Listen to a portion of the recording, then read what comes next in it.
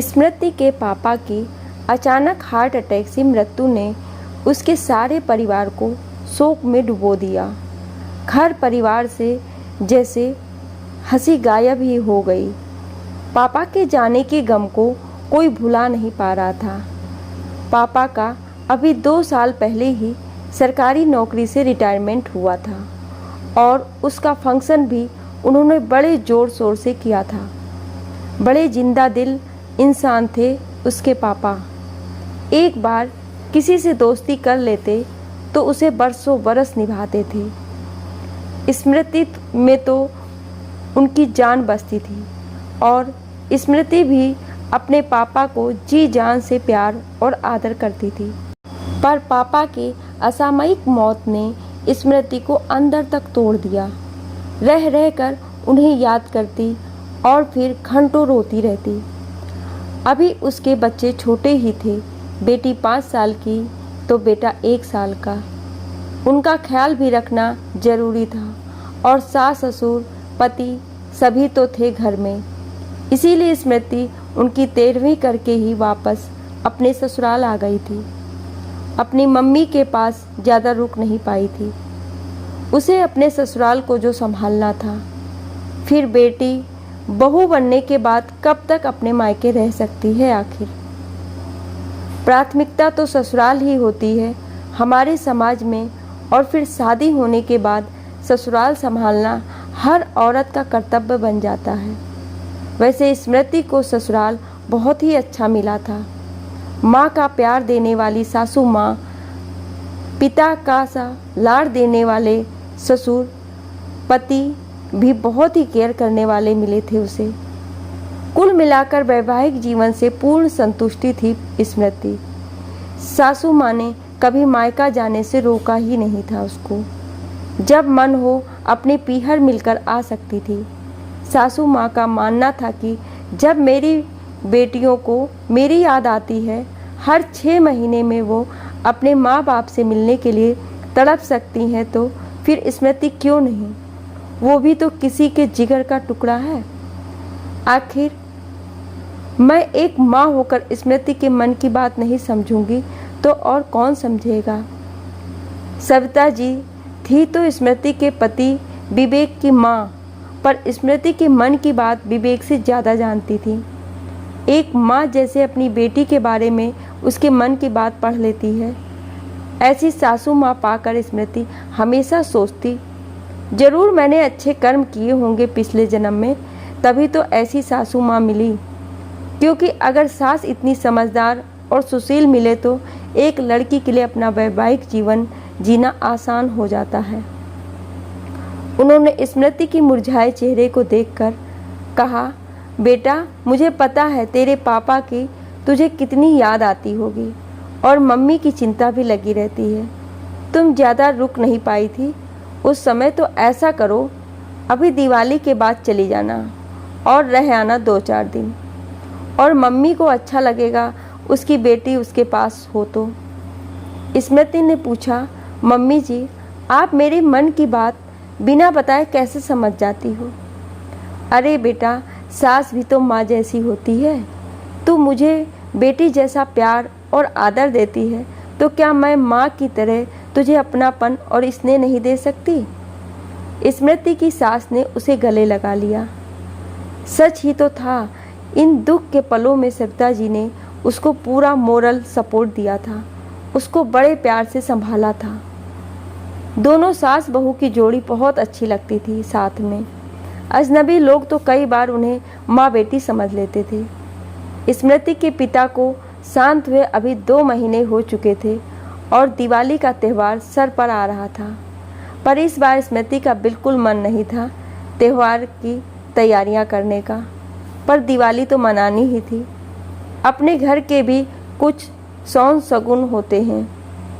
और फिर उसकी दादी सास कहती थी कि त्यौहार मनाने से घर में सकारात्मक ऊर्जा आती है, इसलिए हमेशा त्यौहार बिना किसी कारण के मनाना नहीं छोड़ना चाहिए। पर सविता जी ने बोल दिया था, बेटा बस पूजा कर लेना, ज़्यादा कुछ नहीं करना हमें इस बार। मुझे पता है तेरे मन पर क्या बीत रही होगी। अपने पापा के बिना कोई त्यौहार मनाने का किसका मन करेगा। और हाँ, दिवाली पर तुम जाओगी तो अपना बैग अभी लगा कर रख दो, बाद में तुम दिवाली में बिजी हो जाओगी तो समय नहीं मिल पाएगा। स्मृति अपनी सास को मन ही मन धन्यवाद देती हुई दिवाली की तैयारियों में लग गई। दिवाली के दिन सुबह सास ससुर मंदिर को निकले, स्मृति को ये कहकर कि हम आए तब तक नहा धोकर तैयार रहना, फिर खाना बनाकर अछूता भी निकालना है, बाकी सब काम बाद में होते रहेंगे। स्मृति के ससुर जी उसकी सासू माँ को अपनी बाइक पर बैठाकर मंदिर के लिए निकल गए, ये सोचकर कि विवेक रात को लेट आया था, ऑफिस से तो सोने दो, कार से चलेंगे तो उसे जगाना पड़ेगा। घर से थोड़ी दूर पर ही गए होंगे कि उनकी बाइक का बैलेंस सड़क पर फैले रोड़ी बजरी के कारण बिगड़ गया और वो दोनों भी गिर गए। कुछ रोड़ी बजरी नरेंद्र जी के घुटने के अंदर चली गई और गहरा घाव हो गया। वहीं सविता जी के कंधे में अंदरूनी चोट आई। राहगीरों ने किसी तरह उन्हें उठाया और विवेक को फोन किया। विवेक जल्दी से उठा, स्मृति को बताया और कार लेकर दौड़ पड़ा। अस्पताल पहुंचे, चेकअप कराया तो पता लगा सविता जी को कंधे में और नरेंद्र जी को घुटने में फ्रैक्चर हो गया और दोनों को अगले 10 से 15 दिनों तक बेड रेस्ट करना है और आराम में रहना है, ज़्यादा दौड़ भाग नहीं करनी है। ये सुनकर सब उदास और दुखी हो गए। वहीं स्मृति का रो रो कर बुरा हाल हो गया। एक तो पापा के जाने का गम भुला भी नहीं पाई और ऊपर से आज इतने बड़े त्यौहार के दिन सासू माँ और ससुर जी का इस तरह दुर्घटनाग्रस्त हो जाना उस पर दुखों का पहाड़ टूटने जैसा था, साथ में छोटे बच्चों का साथ। पर स्मृति के ससुर जी को त्यौहार को अभी भी पारंपरिक तरीके से मनाना पसंद था और उनको खुद घर को सजाना, तैयारियां करना भी बहुत पसंद था। पर उनकी इस हालत में साल का इतना बड़ा त्यौहार कैसे मनेगा, यही सोचकर वो ज़्यादा दुखी थे। और सविता जी को भी अपने दुख से ज़्यादा स्मृति के लिए दुख हो रहा था कि बेचारी छोटे बच्चों को संभाले या हम बड़े बूढ़ों को। और वो अपनी मम्मी से मिलने के लिए कितनी खुश थी। इसने मेरे कहने पर बैग भी लगा कर रख दिया। खैर, अब जो होना था वो हो गया, पर त्यौहार तो मनाना ही था।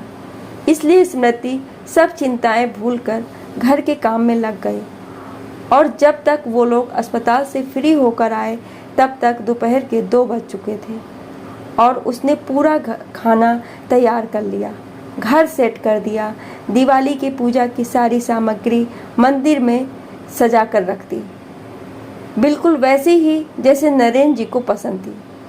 उन्होंने बोला भी, बेटा तुम जैसे करना चाहो कर लो, अभी तुम अकेली क्या क्या करोगी।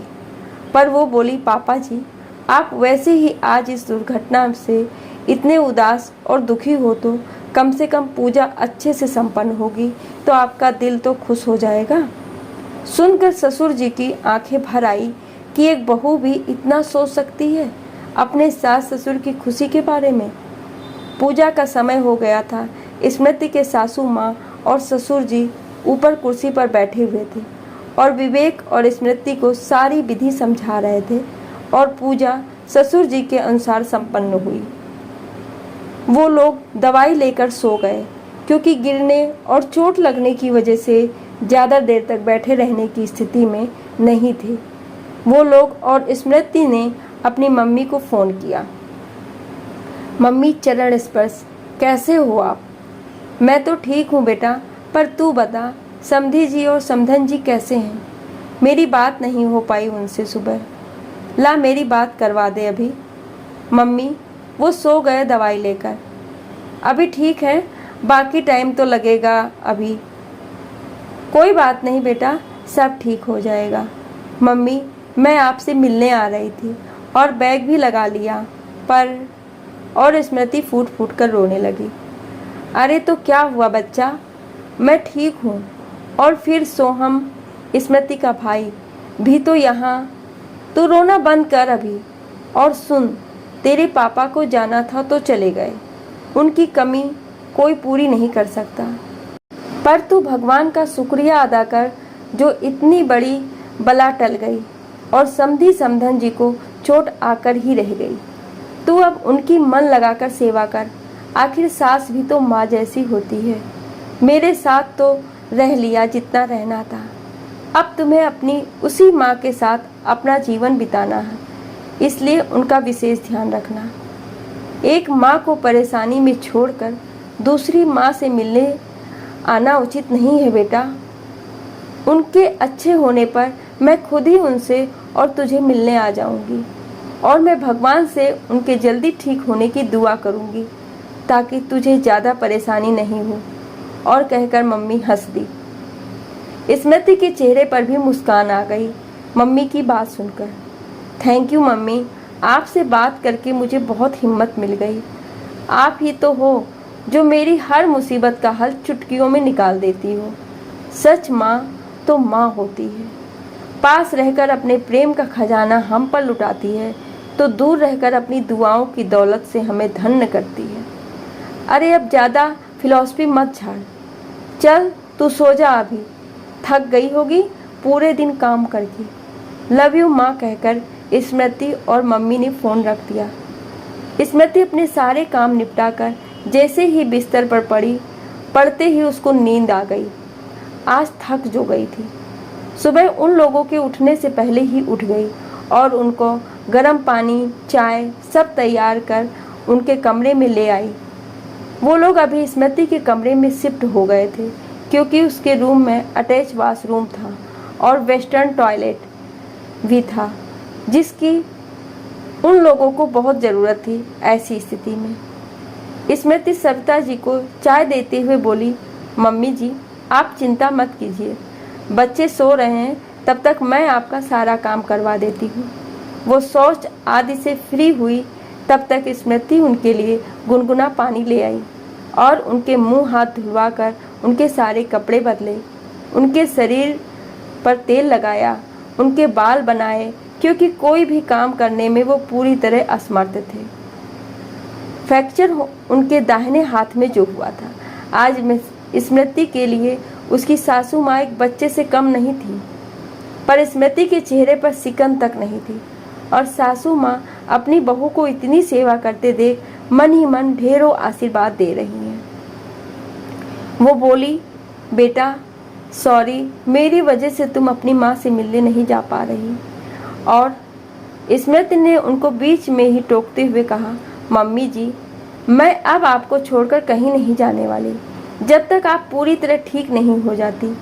मेरी मम्मी से बात हो गई है, उनका फ़ोन आया था तब आप सो रही थी, वो आपसे बात करना चाहती थी। उन्होंने बोला तुझे अपनी एक मम्मी से मिलने के लिए दूसरी मम्मी को तकलीफ़ में छोड़कर आने की कोई ज़रूरत नहीं है। आखिर सासू माँ भी तो माँ का ही रूप है। एक माँ दुखी रहेगी तो दूसरी माँ कैसे खुश रह सकती है भला। ये सुन सविता जी की आंखें खुशी के आंसुओं से भीग गई और अपनी समधन के लिए ढेरों दुआएं मन ही मन देने लगी। स्मृति ने तन मन धन से खूब सेवा की अपने सासू माँ और ससुर जी की।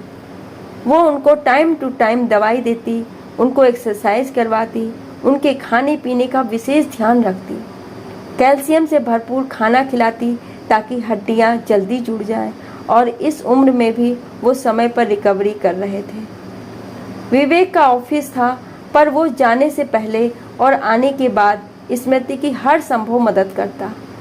घर पर समाचार लेने आने वालों का भी तांता लगा रहता।